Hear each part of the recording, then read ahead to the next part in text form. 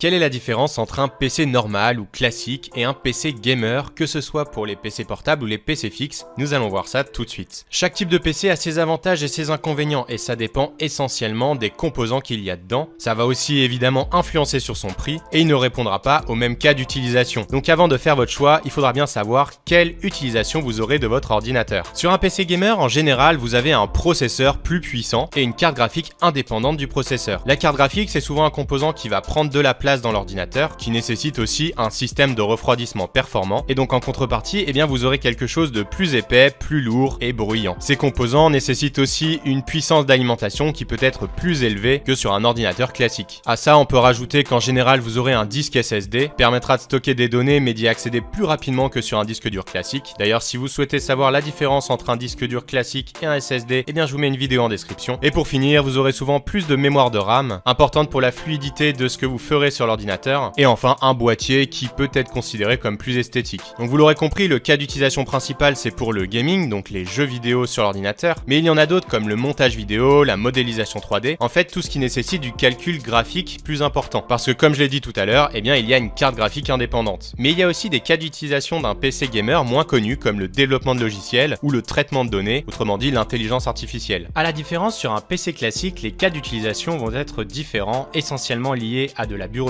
de la navigation sur internet ou regarder des vidéos sur YouTube, sur Netflix, etc. Pour ça, vous avez besoin de moins de puissance de calcul, donc un processeur moins puissant, et les besoins graphiques sont également moindres, d'où le fait qu'en général, il y aura une carte graphique directement intégrée au processeur et qui prendra donc moins de place et de puissance. La mémoire RAM en général est également réduite et tout ça permet d'avoir une puissance d'alimentation moins élevée et l'ordinateur aura également une plus grande autonomie sur batterie. Ajoutez à ça, vous aurez un boîtier plus sobre et compact vu que les composants prennent moins de place. On supprime également la ventilation performante parce qu'il n'y a pas de carte graphique et tout ça permet d'avoir un ordinateur plus fin, plus léger mais également beaucoup plus silencieux. Et ça a forcément une influence sur le prix, ce genre d'ordinateur sera en général moins cher qu'un PC gaming. N'hésitez pas à nous donner vos meilleures idées en commentaire, à vous abonner à la chaîne, à commenter, à liker la vidéo et on se retrouve pour plus d'astuces et de tutos en une minute.